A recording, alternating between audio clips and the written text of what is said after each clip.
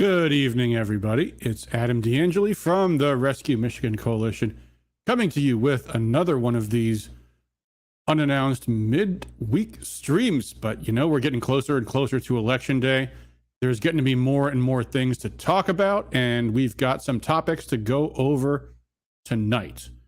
The big one that's going to probably be most of the time tonight, we're going to take a look at a debate that just occurred between right-wing celebrity Dennis Prager of the popular Prager University, conservative luminary, some might say, and Ana Kasparian, a left-wing Democrat lunatic who has a show on a network called The Young Turks. A week or so ago, Ana Kasparian and Dennis Prager had a debate, and I wish I could tell you that the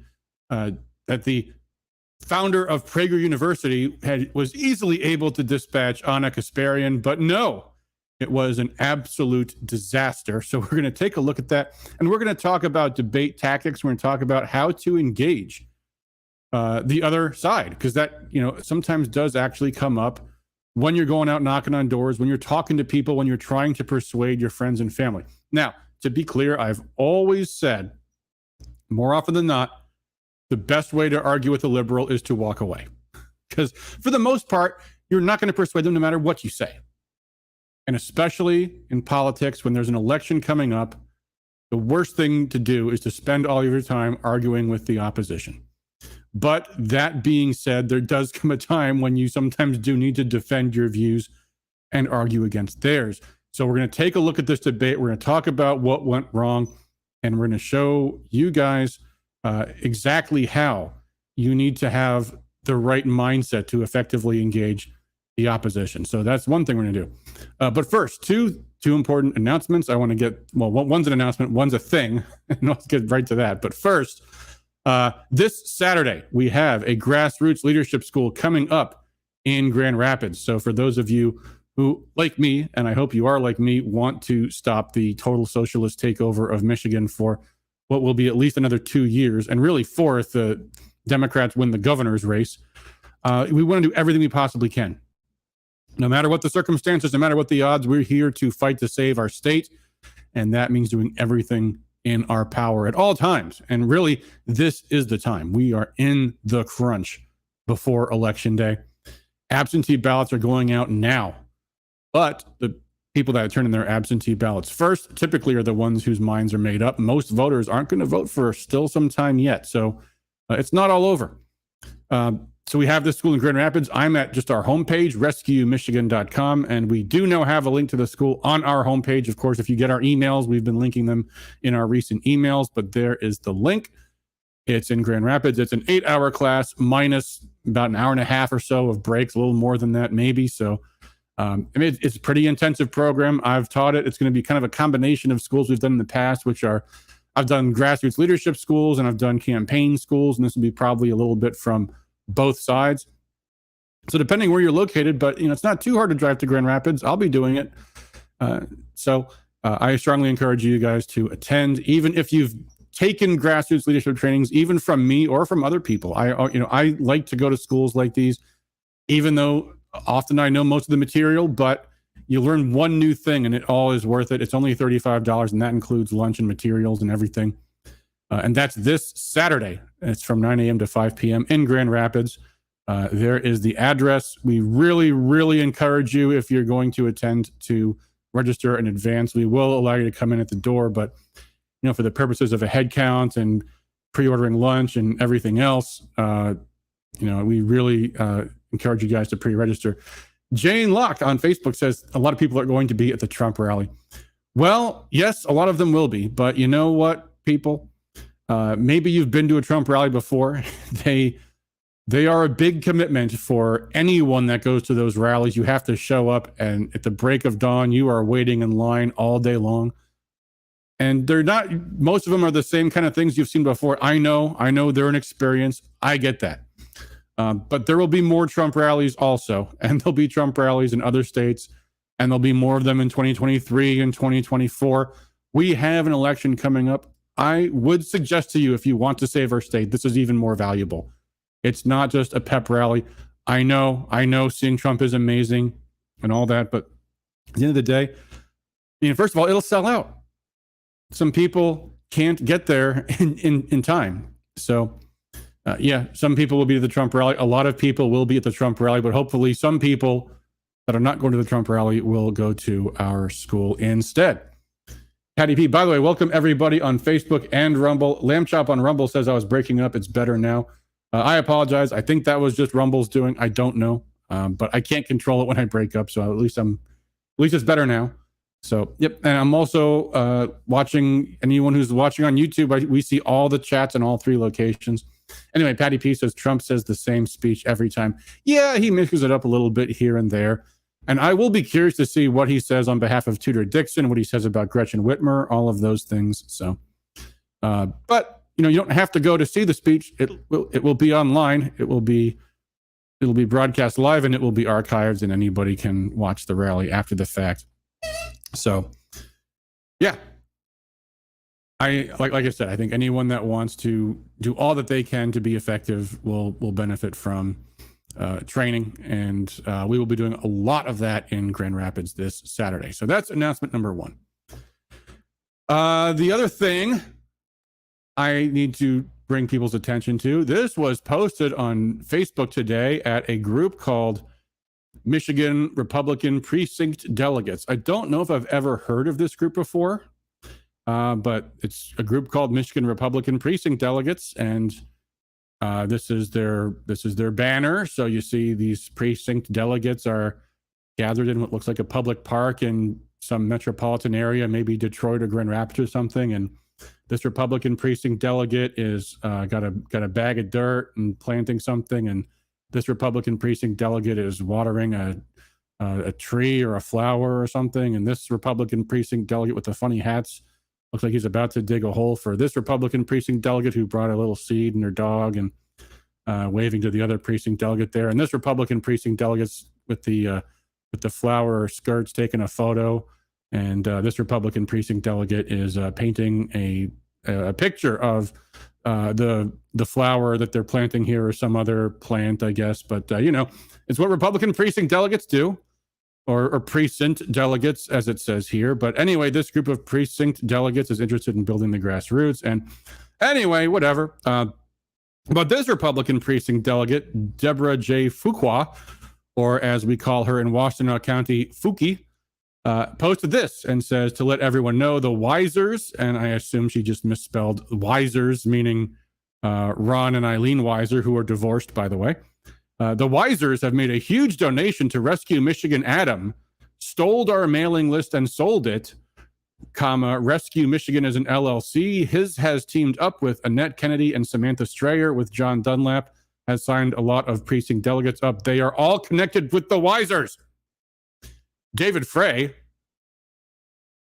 which is her husband, has been a Trump supporter ever since Trump announced. These people are trying to take the Washtenaw Co. party over ever since he got elected. Just like Macomb County, all they have done is try to cause trouble since he got elected. So, my policy is not to air dirty laundry. I don't like to get into things with people unless they put things into issue in the public. And since Fuki has chosen to do so, I think we need to address some of these issues here. First off, the Wisers, neither Ron nor Arlene, have made any donation to Rescue Michigan or me.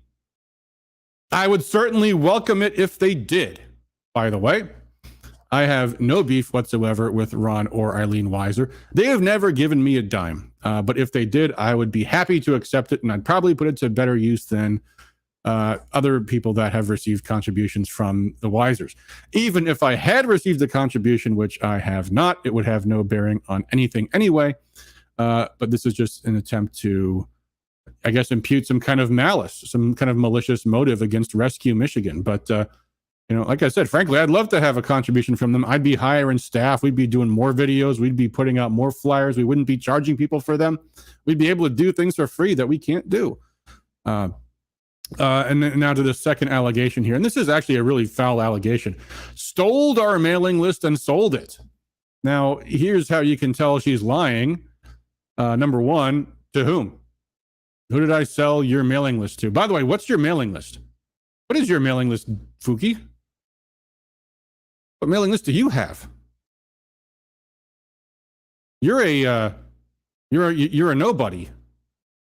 Oh, your husband's the chair of the Washtenaw County GOP. Is that your mailing list, Debbie?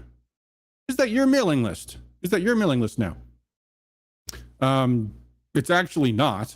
And by the way, and obviously you guys that are watching that are not from Washtenaw County, you don't know this. This came up at the executive committee meeting in Washtenaw County last month, and we actually had the administrator of the Washtenaw County GOP website, Vic Seeley, confirmed to the entire room that not only did I not steal the database, I never had access to it. I never even had access to it, so I couldn't steal it, could I now, Fuki? By the way, their mailing list, which is an email list, consists of about 1,500 people. The Rescue Michigan Coalition has 80,000 supporters on our email list now, including about 3,000 in Washtenaw County. Our email list is much bigger than yours, so why would I steal your list? And who would I sell it to? I wouldn't sell our email list to anybody for any money ever. In fact, I believe that's in our privacy policy. We do not sell our email list to anybody, ever. Anyway, this is all just a bunch of name calling. John Dunlap is the vice chair of the Washtenaw County GOP. Samantha Strayer, this is actually an interesting story. This is where this all came from. Samantha Strayer came to the Washtenaw County GOP as a volunteer, really just after David Frey and his wife, well, David Frey became the county chair. And Samantha Strayer just shows up to our county party and says, I've heard on the radio from some guy, he said, get involved in the GOP and go to your executive committee meetings and become a precinct delegate. And here I am. What can I do?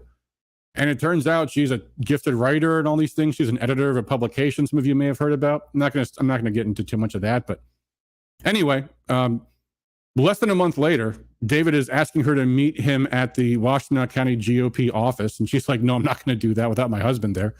He's like, "No, you have to come alone." She's like, "I'm not going to do that." So he very quickly ejected her from the county executive committee, and that's kind of when everything started going downhill with the Washtenaw County GOP. It kind of turned out David Frey's a lunatic and a control freak, and he and his wife are just happy to consider me their ally until they realized I wasn't, and then suddenly started slandering me and libeling me the same way they did everybody else in the GOP, as they're doing right here. These people are scum. And this is their defense. David Frey's been a Trump supporter ever since Trump announced. Yeah, right. Yeah, for those who don't know, the Washtenaw County GOP is like the least effective Republican committee in the state of Michigan. And we're trying to take it over so we don't have completely incompetent leadership that has done absolutely nothing and is an embarrassment to all county GOPs. And again, look, I've never said things like this on the show before. My policy is dirty laundry is not to be aired until you put it into issue. Oh, hold on, folks. This is important. This is actually an important phone call. I'm sorry. I do have to mute the line for just a moment here.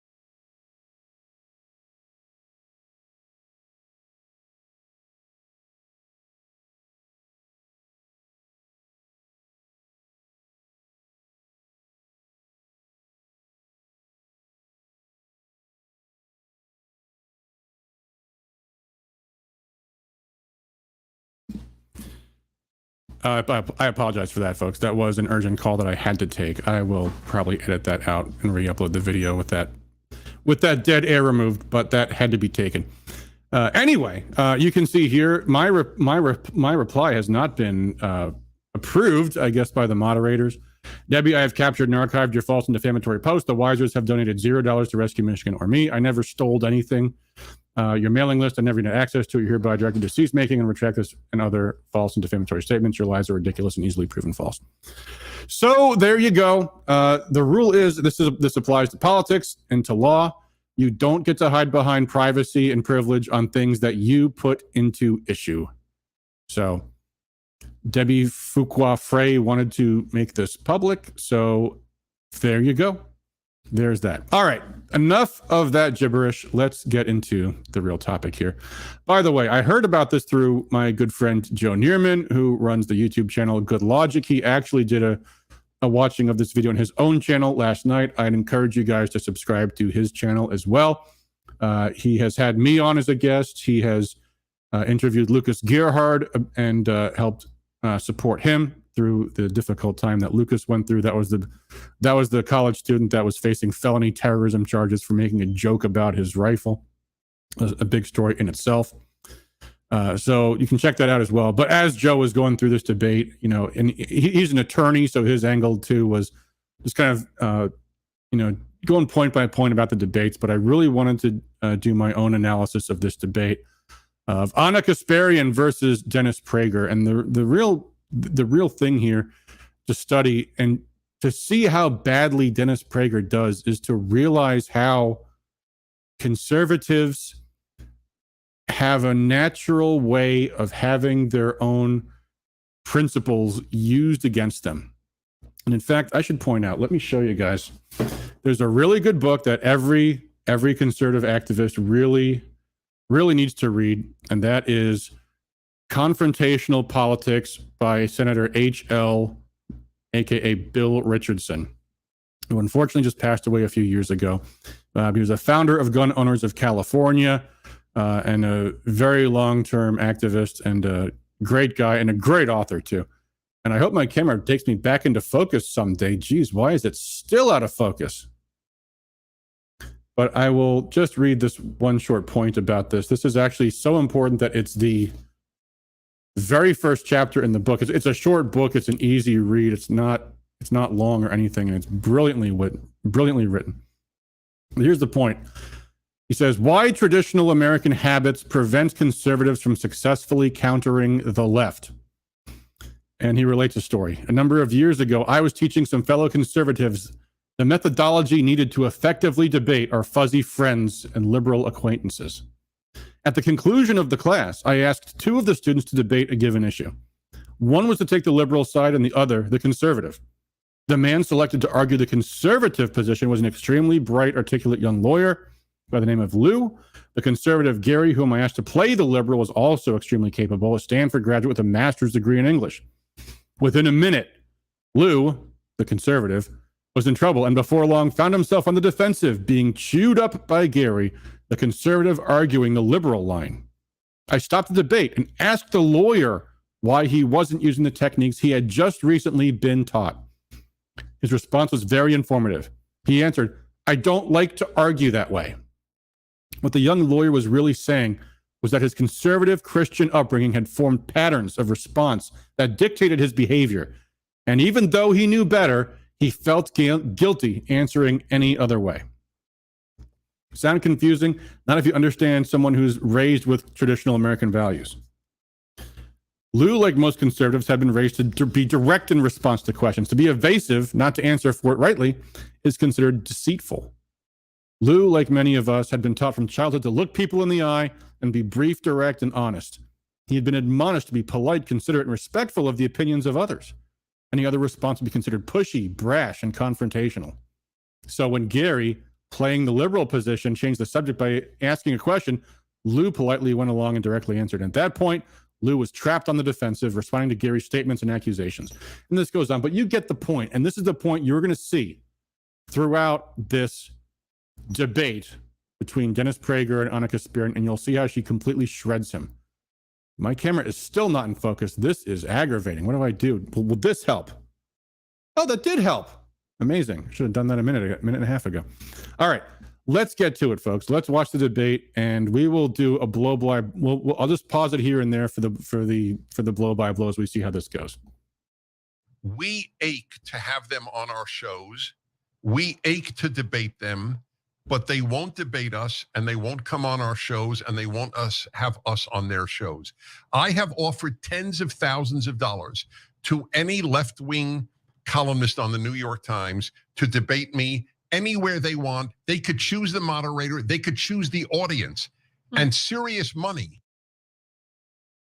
Well, if you make that kind of offer, you better be prepared to fulfill it. And that's what just happened. The Young Turks took him up on his offer, and they're going to make him look bad, because even just by making the offer, they've made him wrong. Right from the get-go. They said, okay, come on our show. So what they do, they play that clip on their show as an introduction. So right from the get-go, you said we won't debate you, but you're debating us, so I guess you were wrong. Before he's even on camera, they have him being wrong. Joining us now is Dennis Prager, the man you just saw in that video. And Dennis, I guess you could call TYT acetaminophen, because we don't want you to ache. We want to make sure we give you an opportunity to feel good by debating someone on the left. Funny, because I was thinking, if only you were a New York Times columnist, how much money you'd be making now. Well, I'm a little more honest than a New York Times columnist, so this will be a great conversation. Thank you for doing it. So for those of you who don't know the Young Turks, they are radical left, and even though the New York Times is also radical left, they consider them mainstream. That's where they're at. So that's why Anna's like, oh yeah, we hate the mass media too, because that's been like a left-wing trope, for a long time. But anyway. So I wanted to. Thank you for having me. My pleasure. So I wanted to just kind of start off with, I guess, disagreeing with the notion that the left is afraid to have these kinds of discussions or debates. In fact, you had tweeted that video that we started this conversation with, and there were a lot of responses from prominent individuals on the left. I want to give you a few examples, starting with Vosh, who's a big Twitch streamer. He's got a big YouTube channel as well. He says, "You couldn't be more wrong.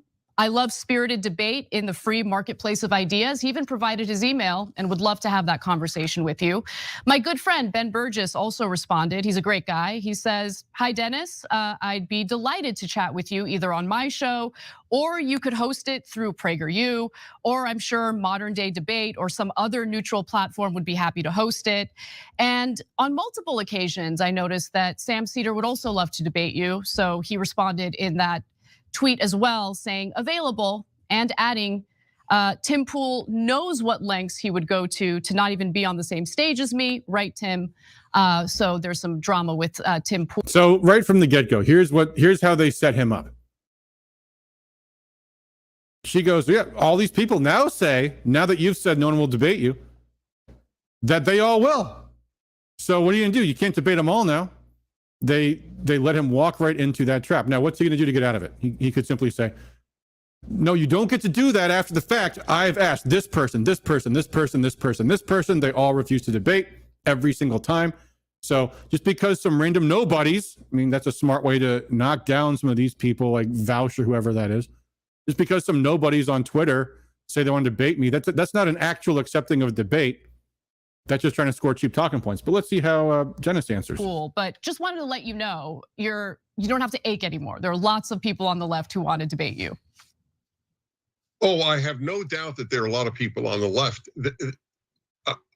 Congratulations, Dennis, you just lost the point. The issue that I raised was people at the New York Times and people like you, for example. You pleasantly surprised me by doing. Now you just admitted that you were lying, because that's not what you said, Dennis. You said people on the left won't debate. You see how that works? He just lost the point. They didn't have to, and he could have said, I have asked this on, these people from the New York Times, this person, this person, this person, they all said no. So just because you throw some random yahoos at me and who are claiming on Twitter they want to debate does not mean that the left wants to debate. He accepted her premise and thereby lost. That's rule number one. The moment you accept their premise, you have lost. and he's already lost, and he doesn't know it, so he keeps on going. This, to be perfectly honest. And by the way, I think proof of my theory is a piece that I read on some left-wing or progressive site just today about how angry many of your viewers are that you're having me on. Whereas I will tell you, I would get no such feedback from the right if I had a left-wing person on my show. They would be thrilled. So I still stand by my belief that in general, the people certainly in the higher echelons of the left don't want to debate. But it's probably not worth debating whether there would be such a debate. I presume this is already now in the weeds, and I'm glad we are. We're debating. The left isn't a monolith. There's a lot of disagreement on the left. There's certainly a lot of disagreement on things that I say on this show on various issues, even when it comes to crime. I'm sure you've noticed some of the backlash I've received in that regard as well. However, I will say so there is a reason why we're all the diverse. right wing You tends can't to just be paint us all with a broad brush. open to having these kinds of discussions and debates, and the left wing gets a little uneasy about it. And it's because there has been this prevalence of prominent figures who identify as the left, right, or on the left, who then later start to, cozy up to right-wing figures, and then it turns out that they completely move to the right wing because they're essentially paid to do it. So here's where he needs to call her out for lying again. I mean, what she just did, what she's going at is people like Glenn Greenwald, people like Jimmy Dore, people who are principled liberals who can't stand to see what's going on with the radical left are walking away from it. And she just casually imputes that because they're paid to. And where is he calling her on this? I mean, he should have cut her off right there.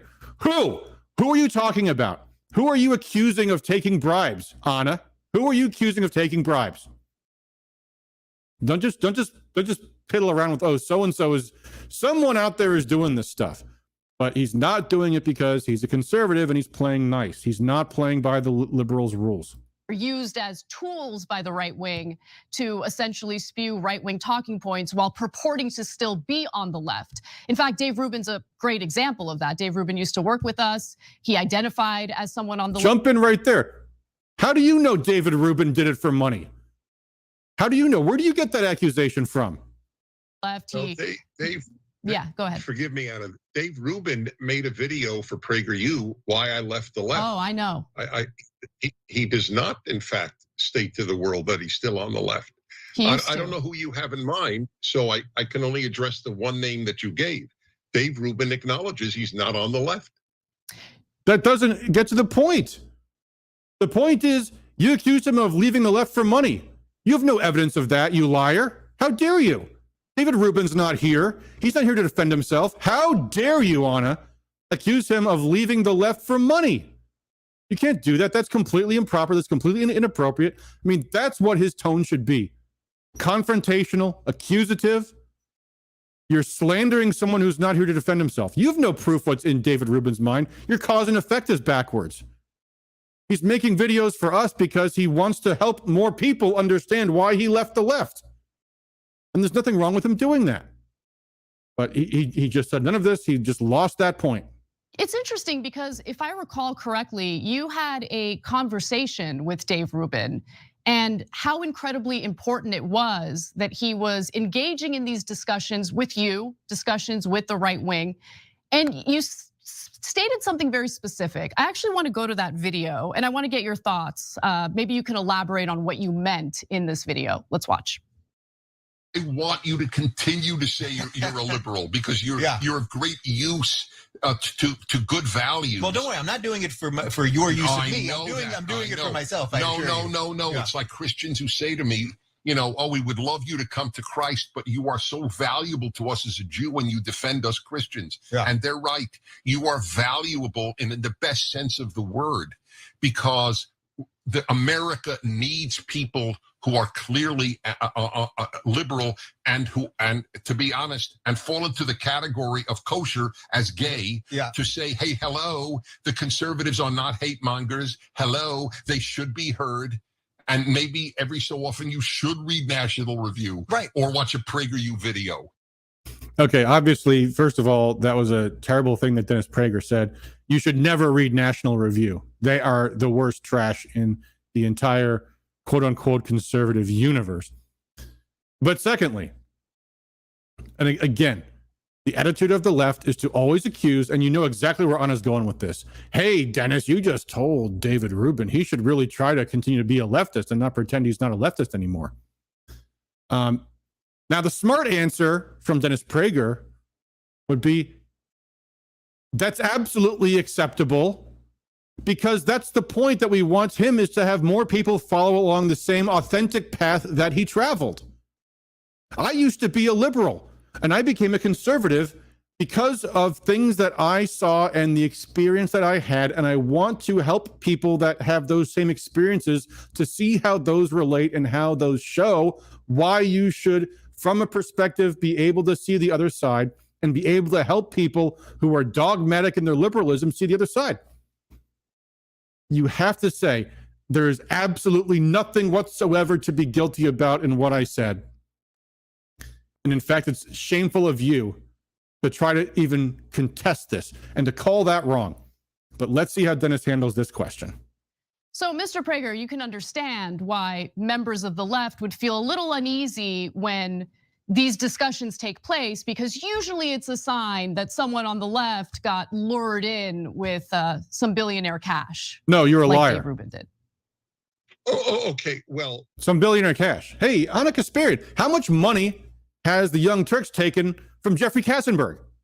How much billionaires cash did your program take, you hypocrite?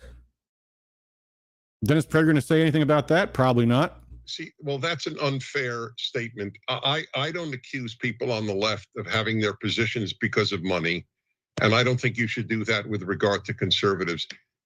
Alan Dershowitz is not a right winger, but Alan Dershowitz has said to me, this Harvard professor who's very well known, he's lost all his friends because he defended Donald Trump in court. He didn't even vote for Donald Trump.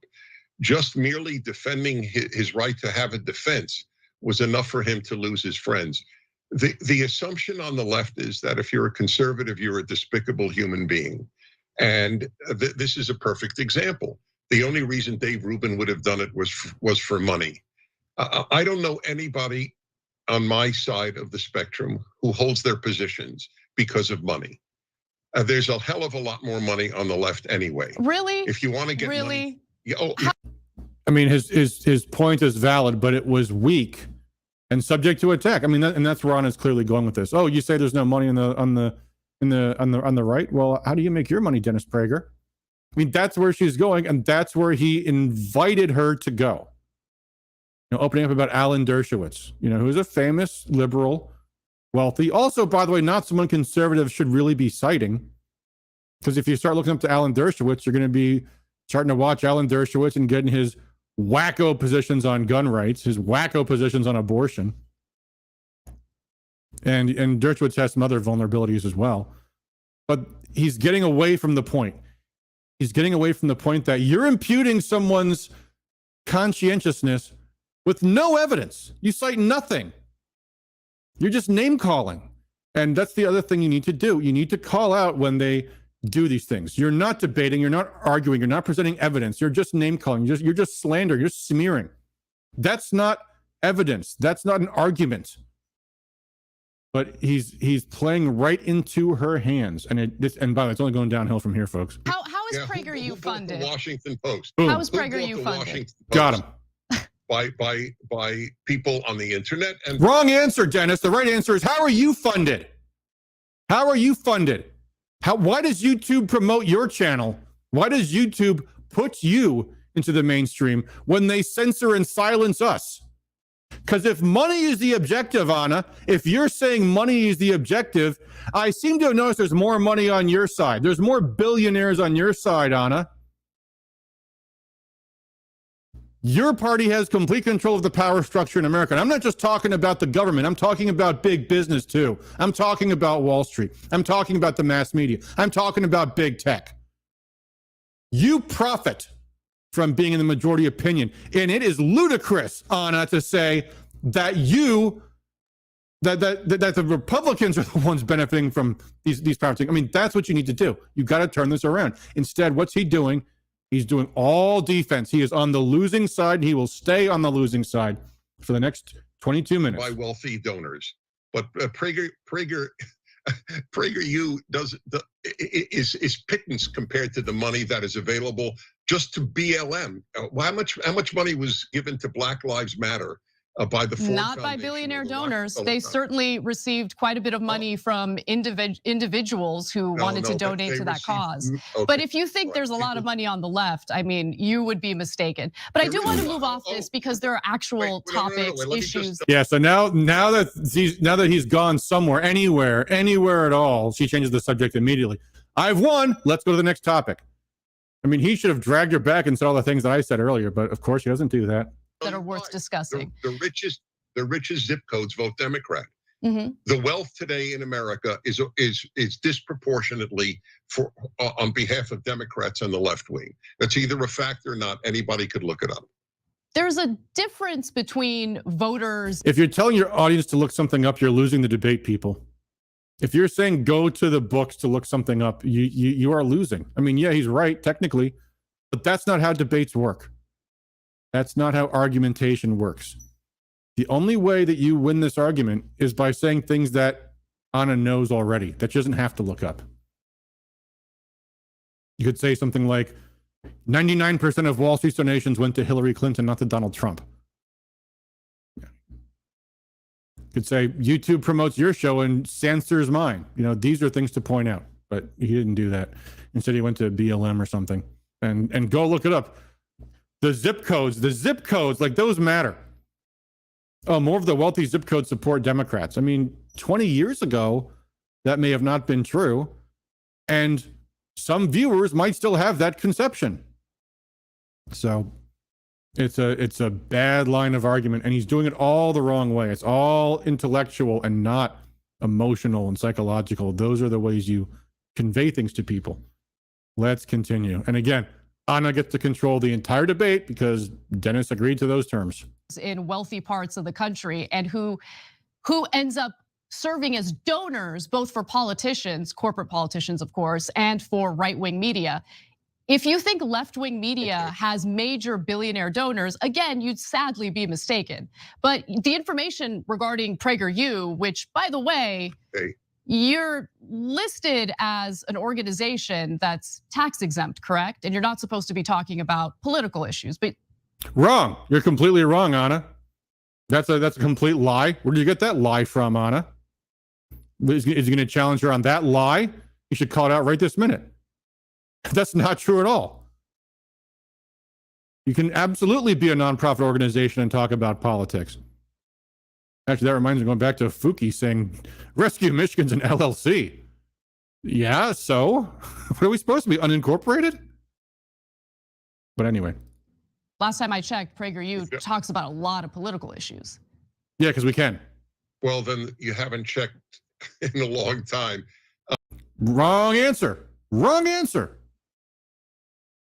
Yeah, they can be political. Of course they can. They're educational. Politics is a field in education, Anna. I'm sorry you're such a complete moron that you don't know that, Anna. Have you heard of a thing called political science? I mean, he could be smashing her for these mistakes, but he's playing right along because, and again, this isn't because he doesn't know the facts.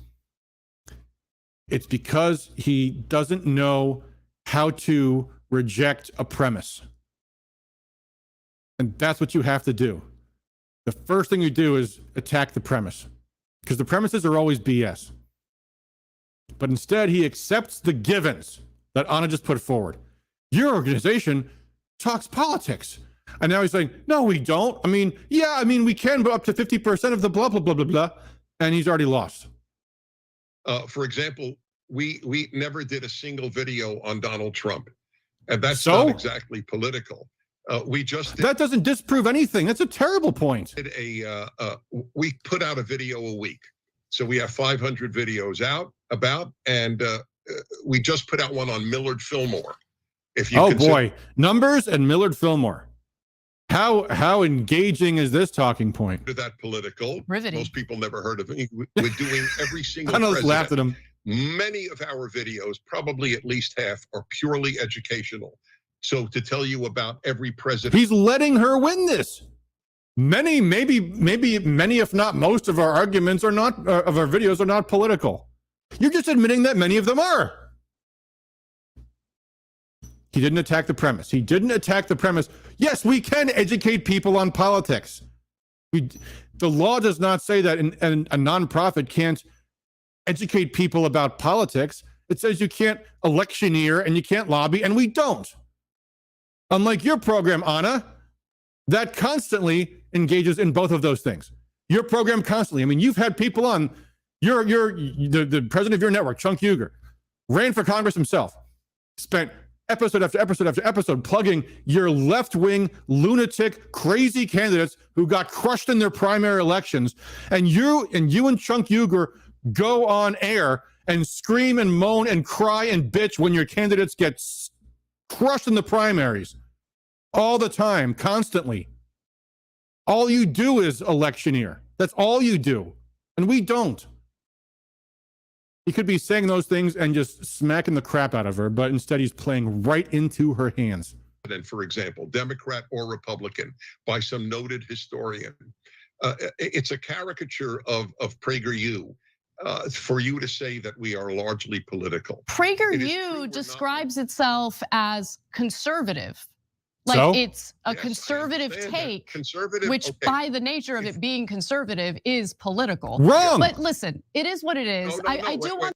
Okay, here's where he needs to be cutting her off and saying, no, that's completely not true. That is absolutely ridiculous. Saying conservative political is the same thing as saying, oh, if you're talking about religion from a Christian perspective or a Jewish perspective or a Muslim perspective or a secular perspective, oh, well, then you're clearly engaging in religious advocacy. No. That's discussing the issues of the day. I want to move on to other issues because there. Yeah, once again, point one, Anna won the point, and now she's moving on. Now Dennis is realizing how much he's gotten the crap knocked out of him, so she's like, okay, let's move on. Let's move on to more of me kicking the crap out of you again on something else. Or actual political issues that you're here to discuss. You can't make a point and then not let me respond. Okay, go ahead. Finally. Yes, you can be conservative, for example, socially, and not specifically. Politically generally means vote Republican. We don't tell people to vote anyway in any direction.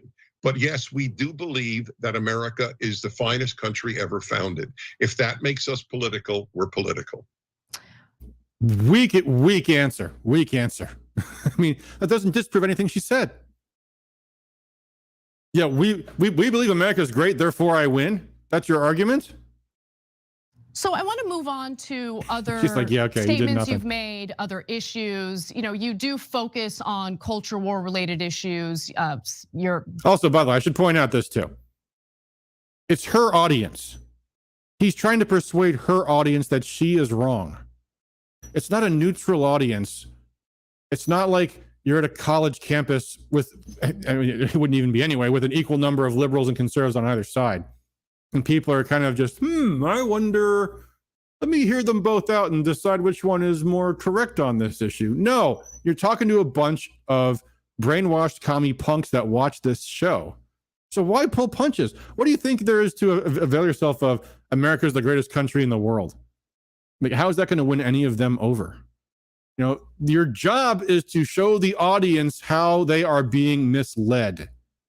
And that's what he's not doing. And just to finally relate this to some things that are happening in the real world, your job, guys, as activists, is to show voters how they're being misled by the media, being misled by Gretchen Whitmer, being misled by the campaigns.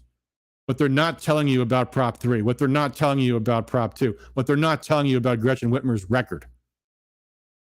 Distaste, hatred for secularism. I want to start off without putting words in your mouth.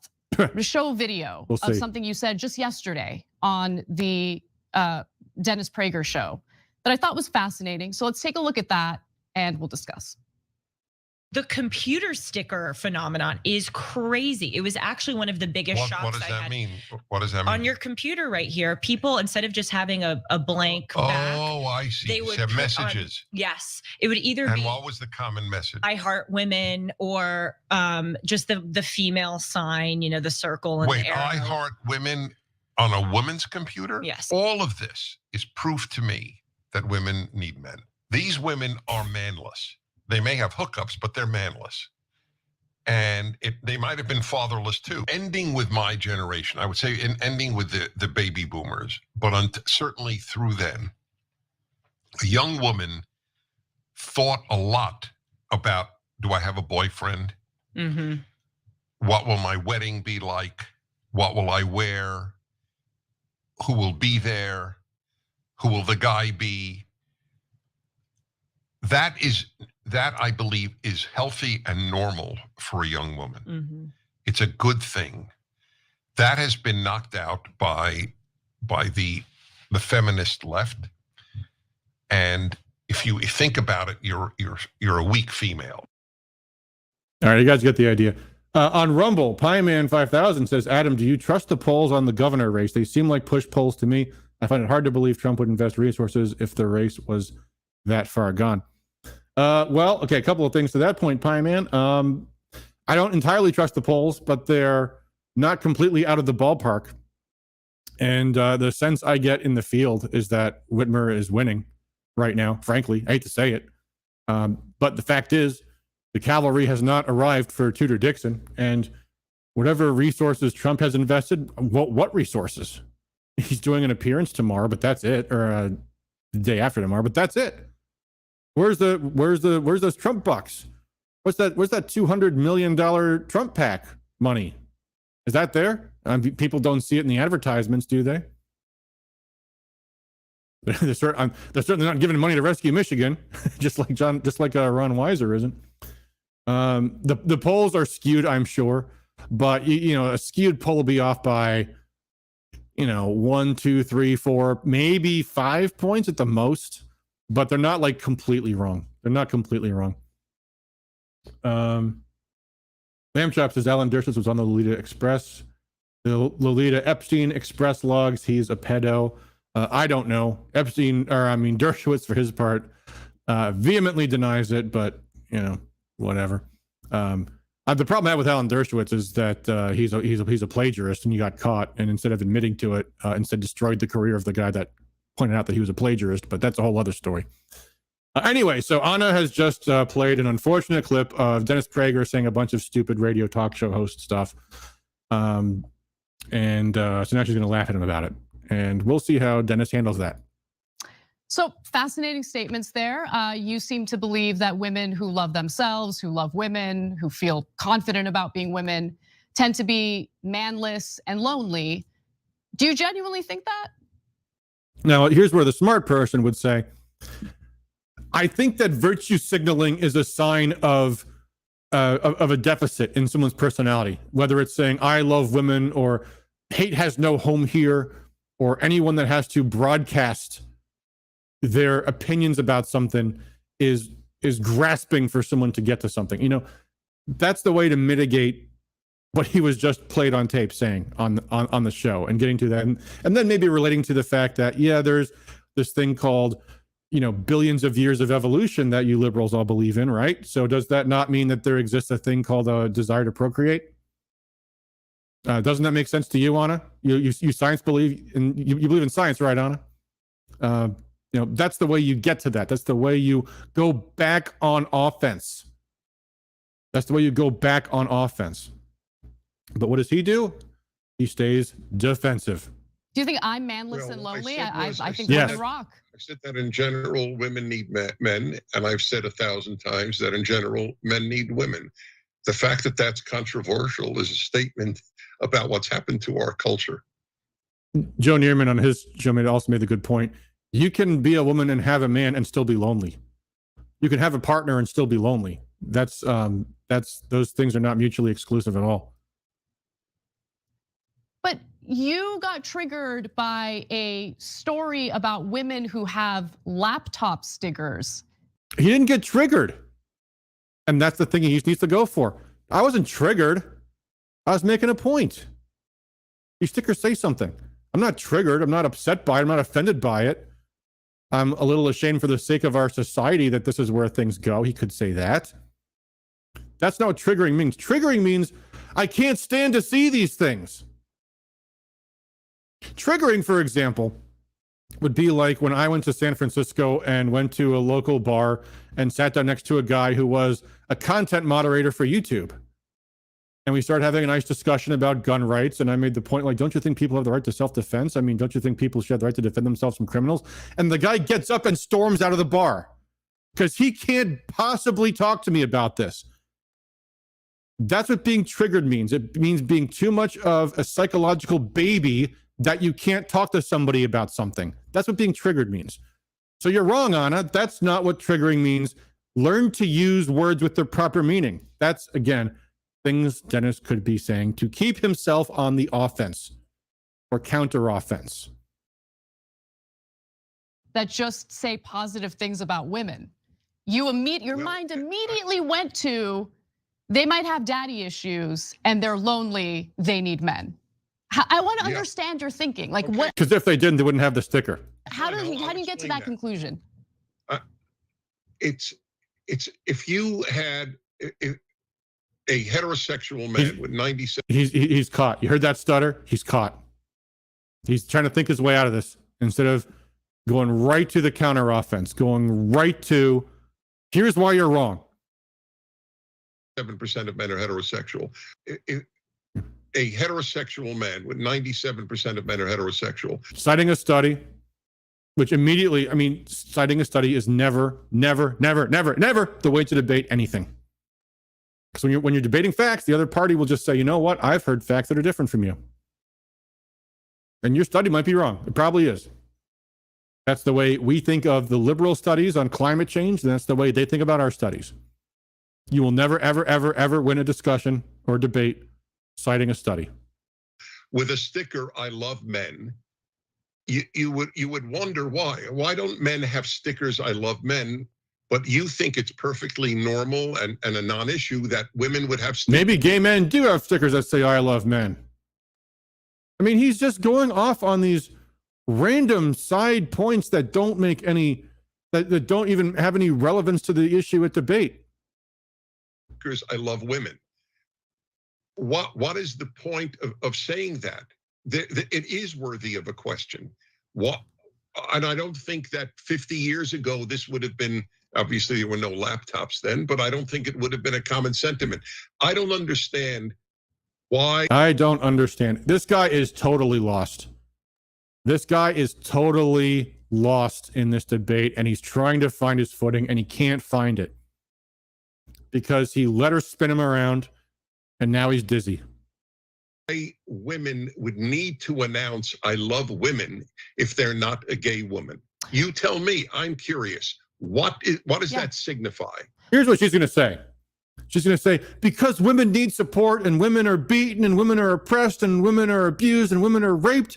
And when they see a sign that says, I love women, that tells them that people out there care about them. I mean, that's what you're inviting her to say. Don't give an argument that invites your opponent to slap you right back. He just did that. Well, I mean, listen, as an individual who values free speech and freedom of expression, I think that women and men can have whatever laptop stickers they want. And the reason why they're and that's see, now she changed the subject. Now it's a free speech argument. That was a clever dodge. I mean, there's nothing to dodge, but that was the clever way to go back to. People can put whatever they want on their stickers. Why do you think people should be judged by the stickers they have on their laptops?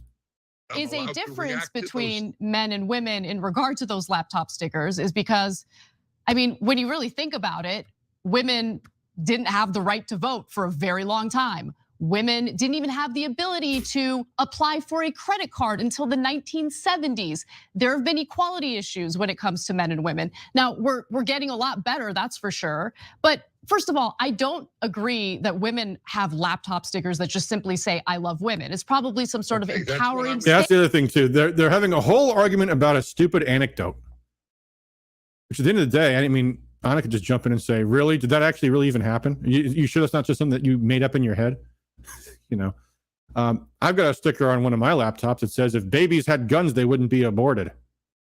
And, you know, if she knew that, maybe she'd say, well, what is that? What do you have that sticker on your laptop, Adam? What's that trying to compensate for? I'd be like, because I get compliments on it. I like to talk to people, you know. But anyway, all right, let's let this disaster continue. Statement for women, but that doesn't translate to, oh, I'm a lonely, manless person, and I should go back to the good old days when women sat around thinking about whether or not they're going to find a husband and get married.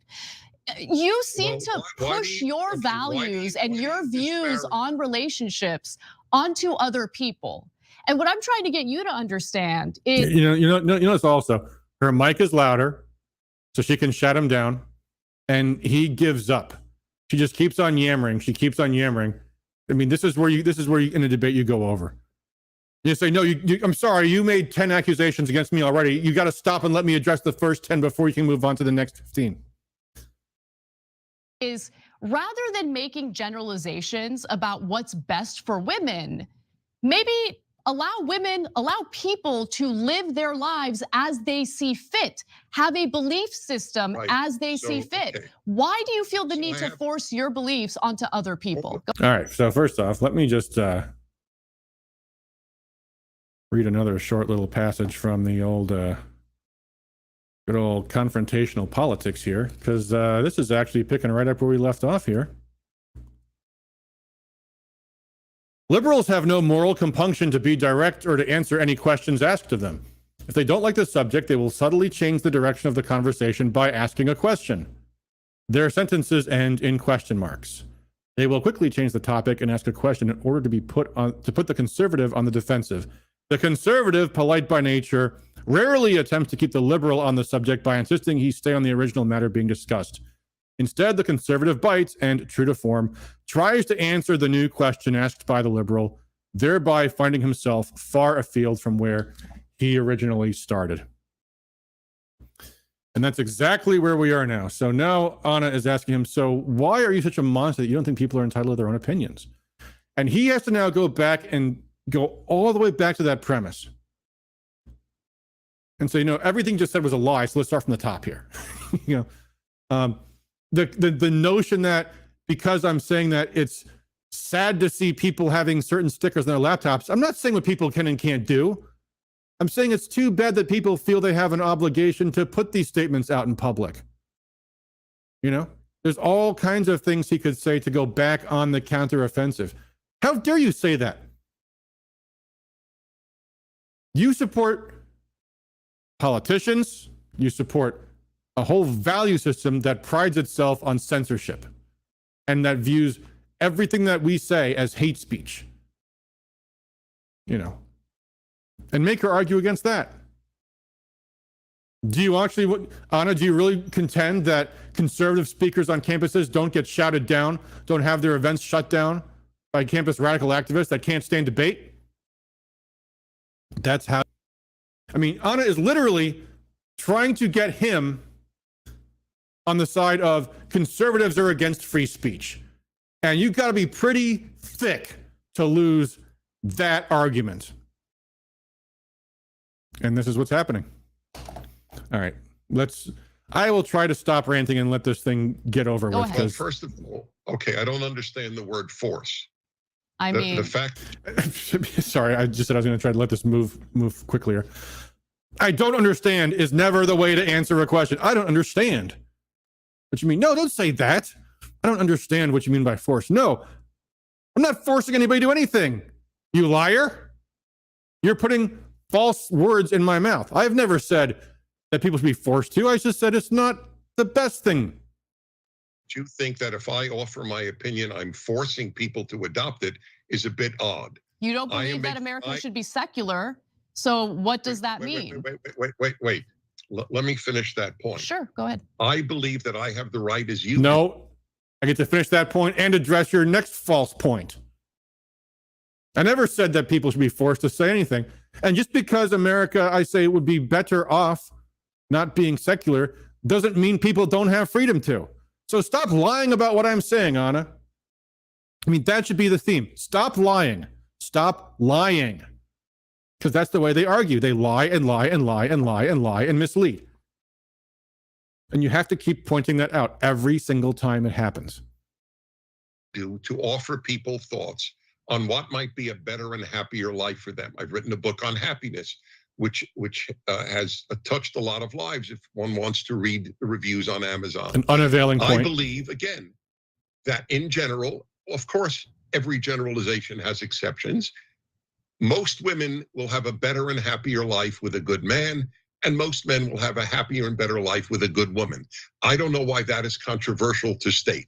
All I know is that having adopted the view that career is more important than marriage has led to more depressed women than anything that preceded it. There are more young women today depressed than at any time in American history. This is in the New York Times. This is not from a right-wing source. I think feminism has made women more miserable than happy. So I'm going to address that in just a second, but I want to address what you said prior to that. He finally got to a good point. So listen, I don't have a problem with someone saying women are likely to be happier in life if they find a partner to share their life with. He should pounce on that right there. Yes, you did, Anna, you liar. That's what you just spent the last 5 minutes doing. I don't think that that's a controversial statement. What is controversial is you seeming to imply that feeling confident or supportive toward women and being happy, single or in a relationship, that it's mutually exclusive. Like you can't be supportive of women and have a happy life. Like the weird connection that you tried to make there makes no sense. This is where you say you're delusional. I never said those things and you're crazy. What was the final thing that you said? I was speaking about the depression among women in today's time. By the way, there was a hard cut there in that debate. Something happened that the Young Turks did not want us to see. It's a great point. And you know what? That's right. There's actually increasing rates of depression and anxiety among men and women. I think that's important to point out. And you are concluding that it's because of, I guess, the breakdown of the traditional family, is that people who remain single. I think that the belief that many young women have that if they find a man, that's a great thing, but the thing that will really bring them joy in life is career, has misled massive numbers of women into a less happy life. Career is not as terrific as the feminists portrayed it as being. The joy available for most women with a good husband and making a family is incomparably more than from a career. These are, by the way, probably okay points in general, but they're going to be completely unavailing to the audience of this show. It's a liberal audience. They're going to go, oh yeah, if a woman finds herself a good man, but a lot of men are shit. And a lot of women's lives have been ruined by shit men and by settling for a shit man. And I mean, Anna could be going there. She's not, but liberals in the audience are thinking this, and he's not addressing it. Have you? So again, this is why you set the terms of debate. She's letting him go into a place where he is doomed to lose. You considered some of the economic issues within this country that don't really give women a choice as to whether or not they should focus on a career? That's a very real issue. I fully acknowledge that. That if you don't have a career to fall back on and there's a divorce, that you're entirely right. That is not the same thing as saying career is going to give you a great deal of meaning and happiness like a marriage will. You're entirely right. Economically speaking, there is value in having a fallback career. I fully acknowledge that. But I'm going further than that, because the idea, and he has to, because that's where she led the debate to. We had to say, yeah, that's true. That's true. I admit that. But when you're saying to your opponent, I admit that in a debate, you're losing the debate. The idea that a family can live in a single income household today is laughable. That is incredibly difficult to do. And so while the right and now wing she changes the subject and you again. yourself seem to have this idea that, well, women should focus on marriage, they should focus on building a family. first of all, you can't force anyone to do that, right? But let's say you want to encourage women to focus on that. You want to give them the choice, but you want to encourage them. A great way to encourage them is to create an economic system in which people feel comfortable knowing that they can survive on a single income household. I'm talking about when they're married. And so now, Okay, again, this both- is where he needs to go back on offense again, because now she's completely changed the subject from marriage and family stuff to economics. And this is where, again, you go out on offense. This is where Prager should be saying, yeah, I agree. The radical left has absolutely destroyed the entire economic environment in America. It's absolutely disgraceful that these feminists have allowed it to become the norm that both parents have to work to be able to support the household. Remember back in the, when the Simpsons first started, Homer Simpson is able to raise the money to feed his family with 3 children and a nice house on 1 income. That's a fantasy now.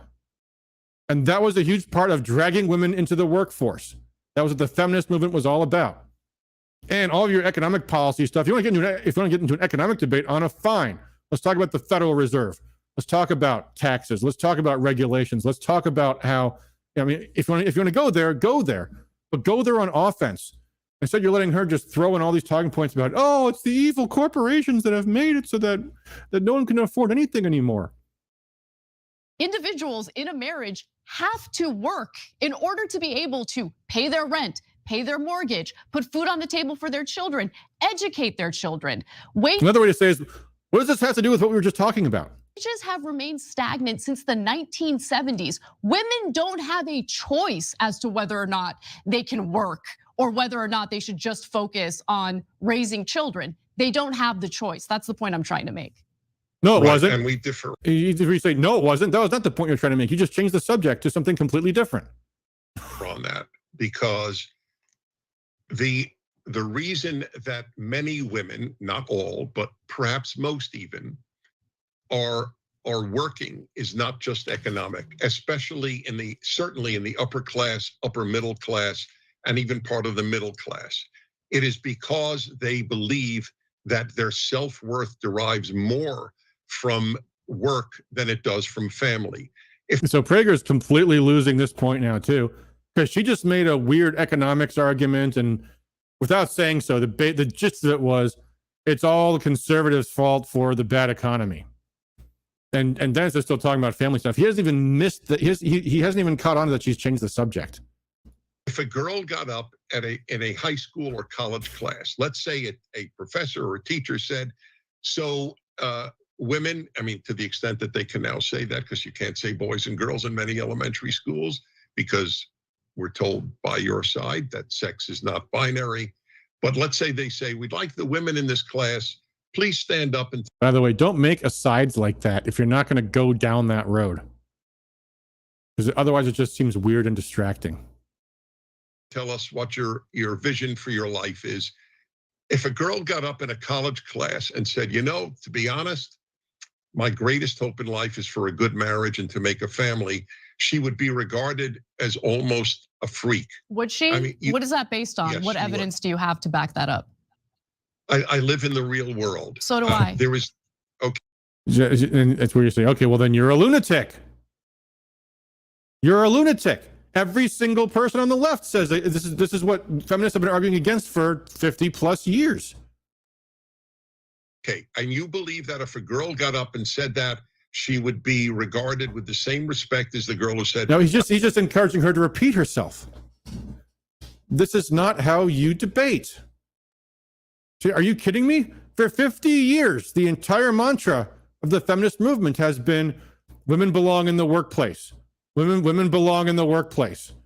Don't depend on a man. That's what they've been saying for 50 years. That's what they say everywhere. Are you out of your mind? You think your audience is that stupid, Anna? Those are the ways you confront her. It says, like, can you really just repeat that, please? I'd like to be a physicist. I believe that most normal people are too busy thinking about how they need to survive and are less concerned about the aspirations of individuals in their classroom. And so if you have data backing up that women who want to be homemakers are persecuted in this country. I'd love to see that data. And I wouldn't agree with that persecution. I never said they're persecuted. You All I seem said to was imply that they're being they would be victimized by regarded- wanting to Again, here again. Stop lying, Anna. Stop lying. I didn't say persecuted. be homemakers, and I just don't buy it. Okay, fine. So good. This is a classic example. No, not okay, fine. Not okay, fine.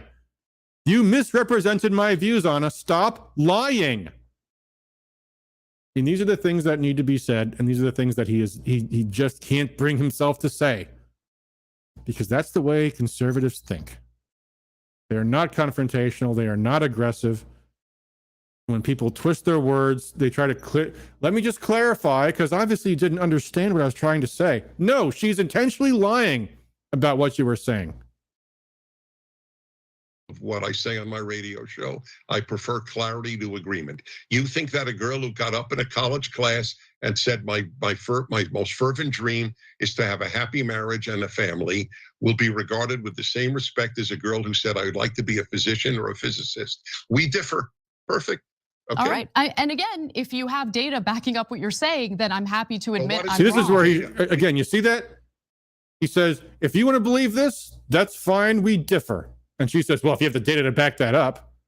So she gets to get the last word in that says, you're wrong, you don't have data, you're just saying these things. Now, if he had said, if you want to believe that, then you're nuts. If you believe that, you're nuts. Then if she says, well, you don't have the data, you're nuts. Everybody can see it plain as day. That's how you assert the terms of the debate.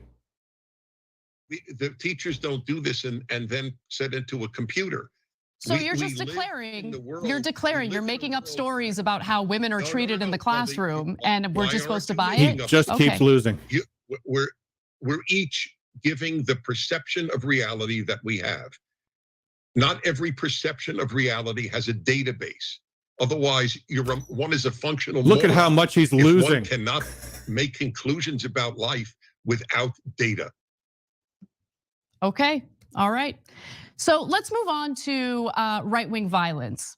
Following the Buffalo supermarket shooting, which of course was inspired by a belief in a conspiracy theory that whites are being replaced with minorities in this country purposely to keep Democrats in power. This is where, from the get-go, he should have laughed at that.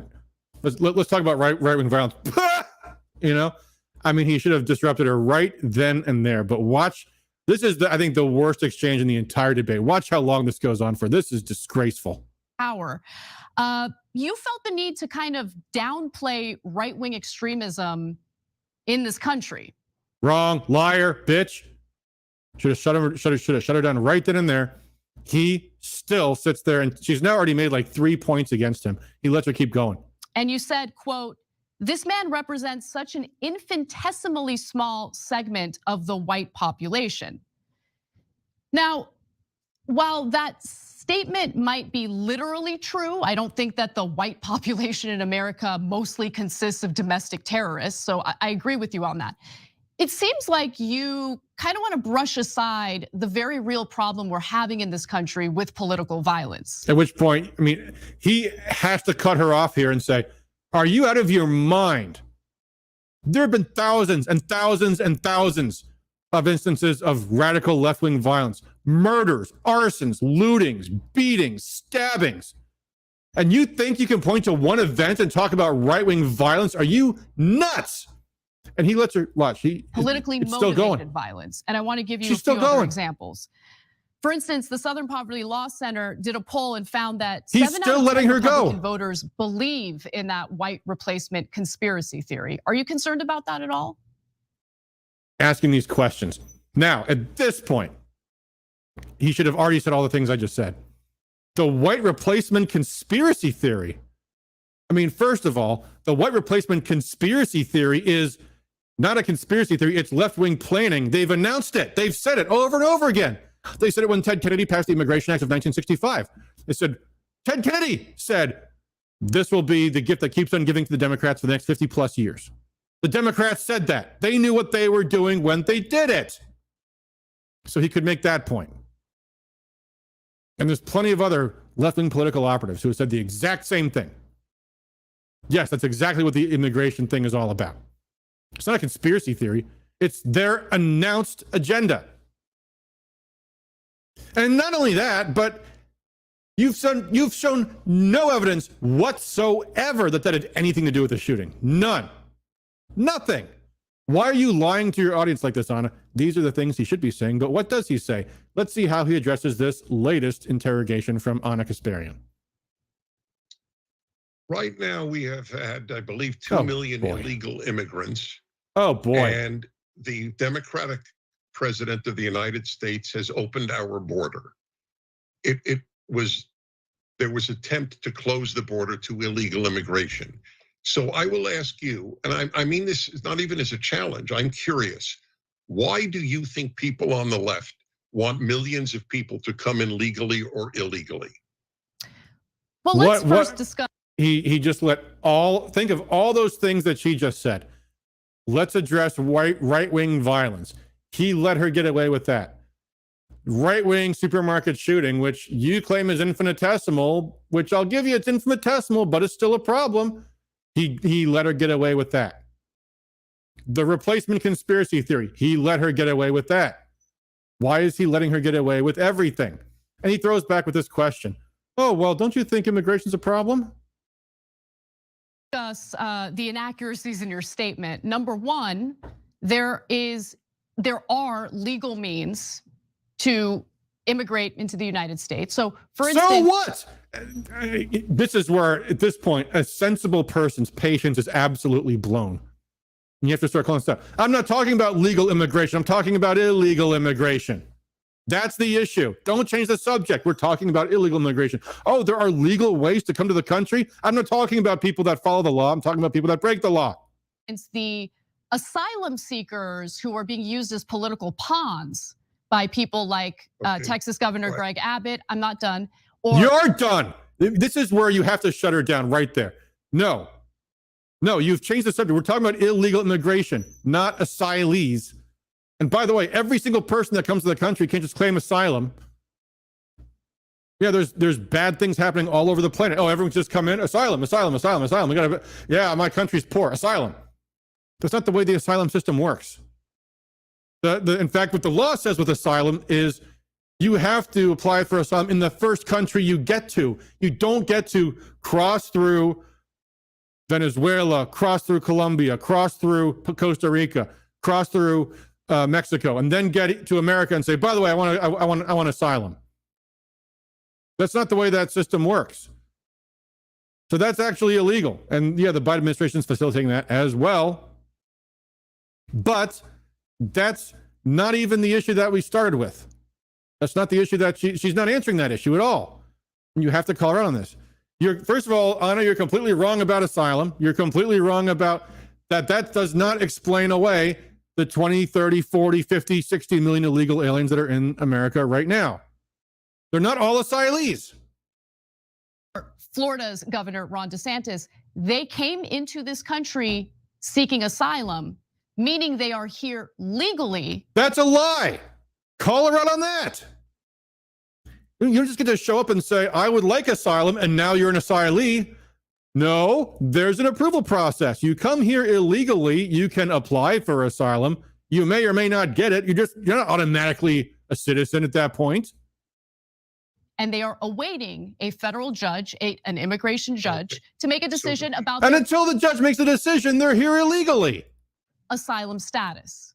Okay, so the idea that the border is open and people are just pouring in illegally is inaccurate. Yes, they are. No, it is. I mean, at that point, he should be unloading right now. Every single thing she said is false. Every single thing you've said for the last 10 minutes on has been completely false. Let me go through all 15, one by one. And no, you don't get to talk again until I'm done. Is accurate. No, it's inaccurate. Good. So this is the perfect example of where we differ, and there's no reconciling. Either you're right or I'm right. Either millions are coming in illegally, but whom you are calling legal because they're all seeking asylum. Do I hear you correctly? We have a system in place for asylum seekers. That's not what I asked, Anna. I mean, you have to call her out when she mangles your words. I didn't say they're all here illegally, right? You said, yes, there is a system in place for asylum. I didn't say was there a system in place for asylum. I said, you think every single person here illegally is an asylee, is lawfully here and has lawful access to asylum? I mean, he is not calling her out on these lies. And this just goes, I mean, the debate's almost over, so we can wrap this up soon. Thank God. But that being said, every single moment in this debate, Dennis Prager has lost, and lost embarrassingly. For someone who, and look, I'm just a little guy with a political organization in Michigan. Dennis Prager owns Prager University, teaching conservatives all across the country, and he can't debate one of the dumbest liberals in America. This is embarrassing, and this is a teachable moment, because he's showing you how the instincts of conservatives can destroy them in debates. And this is a gap that has to be filled, a learning deficit that has to be filled. He doesn't understand confrontational politics. He doesn't understand the way the left debates. He doesn't understand the way audiences perceive things. And at that point, and this is not an academic debate. You're in a political cage match, and he's getting crushed. And I mean, in an analog of a MMA fight, he is being killed in the ring right now.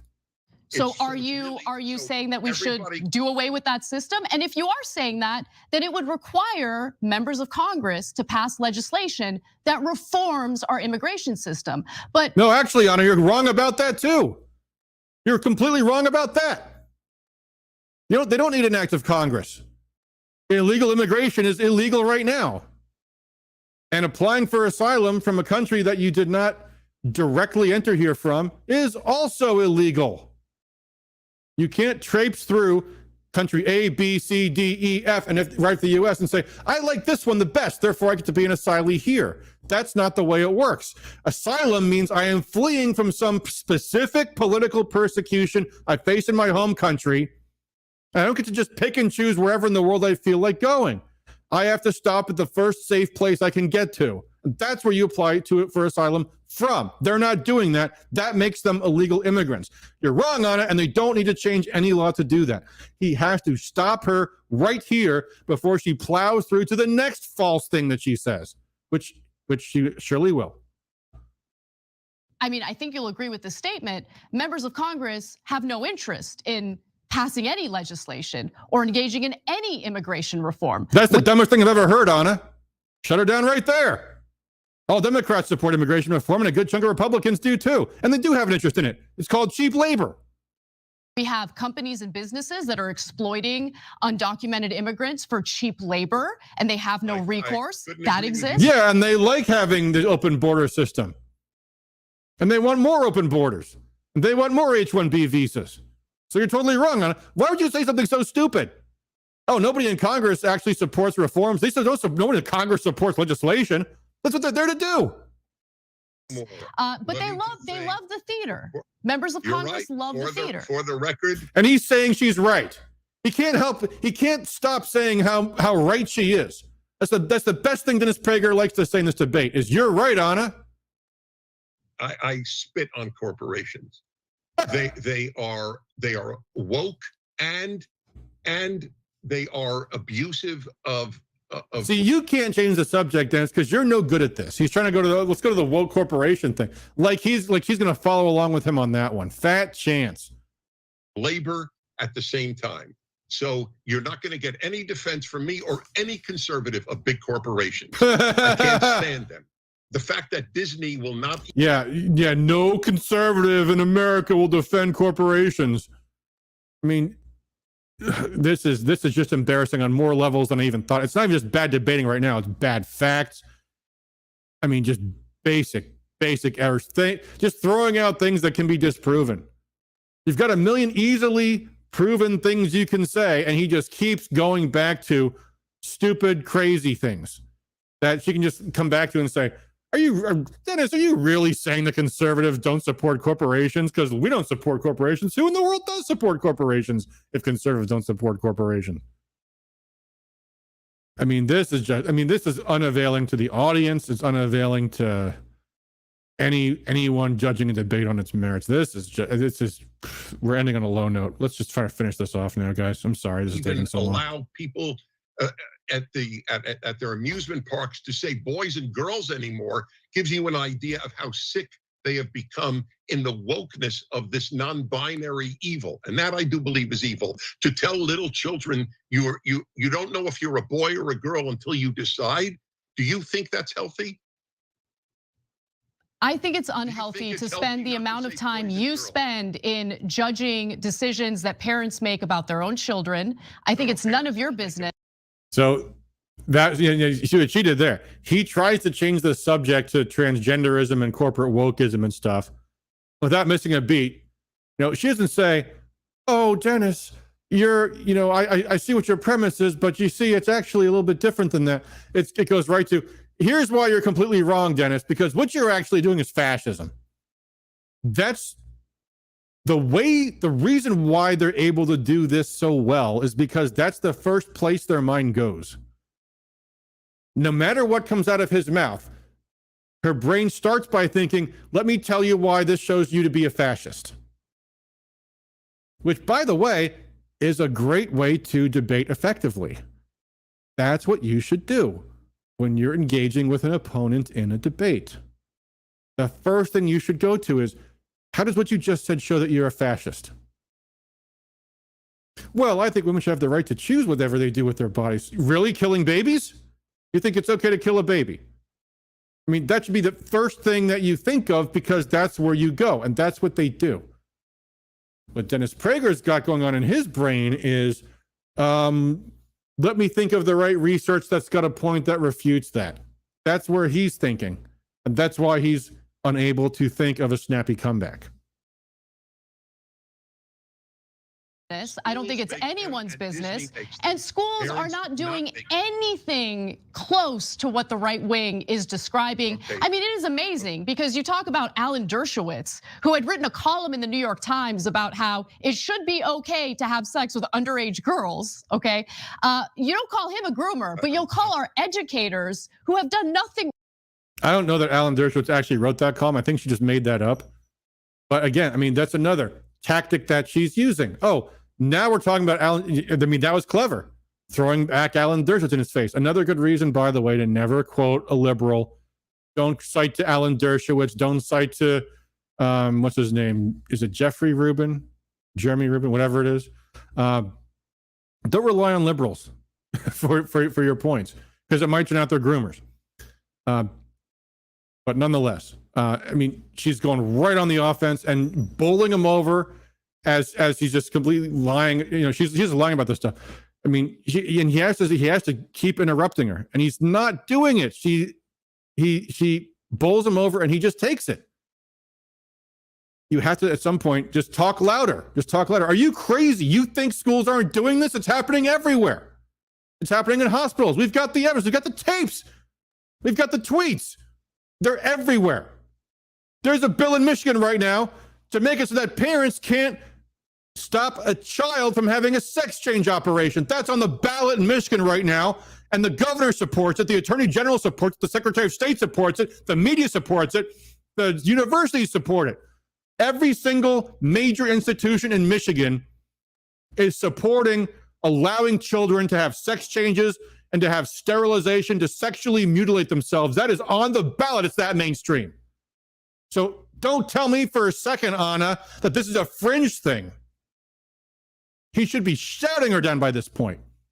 And instead, look at this sad sack. Wrong. Just want to create an environment that's welcoming to all students. You'll call them groomers. You'll defame them as some sort of sexual They are predators. groomers. And Look at him. You'll call them groomers. No, I wouldn't. They are groomers. Sick, just being not clear groomers. about that. I've never called them groomers. You have the wrong guy. But a teacher that has the kids in yeah, if an elementary school teacher is talking to their children about their gay sex, they're groomers. Kindergarten attend a drag queen story hour to see a guy in a dress dancing erotically in front of them. Those teachers are what we would have called 10 years ago sick. They are depriving children of sexual innocence. And if that's not a sin on the left, The left needs to do a lot of introspection. I would love for you to apply standards like that to the former president of the United States, who you supported, who you endorsed. You have completely minimized some of the scandals that he was involved in, including paying hush money to adult entertainers. He had cheated on. Because that was a lie, Anna. Because that's a lie. That's not paying hush money, you liar. You're a lying liar, Anna. Yeah, he was shaken down by a gold digger, and it was cheaper to get her to just sign an agreement to not do that than have to beat her in court and spend hundreds of thousands of dollars on lawyers to beat a woman that wouldn't be able to pay legal damages in court. So don't lie. You're just repeating false scandals that have no evidence whatsoever. I mean, go on offense. You know, she accuses him of being a hypocrite. She's impugning her honor. You have to do that. You have to say, no, that's not true. That's not true. There was no scandal. He didn't do any of those things. It's a complete lie. You know it's a lie. You're repeating lies, Anna. Stop repeating lies. Anyway, let's just finish this off, people. In fact, let's not. We've done enough of this. I will. Pregnant wife with? I'm bringing that up because I'm not making any more points on this anymore. I've dragged you guys through an hour and a half of misery of watching Dennis Prager flail around like a complete fool. So let me just close by saying this. I'm not going to play this whole thing for everybody, but let me just say, if you want to see someone who can debate effectively, watch this video. You're about to watch my debate with Tucker. Chunk Uger versus Tucker Carlson at Politicon 2018. Now, this is Chunk Uger is from, or Chunk Yogurt, we call him, same network. This is the one that hired Anna Kasparian, debating Tucker Carlson, and Tucker absolutely destroys him. And when you watch it, you'll see how. By the way, the audio is pretty bad. It's overdriven. So there's like, the noise of an overdriven microphone going out throughout the entire time. And that sucks, but you can still watch it. And it is really worth watching because you'll see how Tucker does the exact opposite of what Dennis Prager does. He finds common ground and then finds the openings to smack Chunk Uger, and he comes off looking awful. That's how you do debate. You find, and especially also, by the way, if we're talking about debating liberal people, who presumably you want to actually win over, as opposed to like in this format where you're in combat for an audience, you're trying to persuade somebody.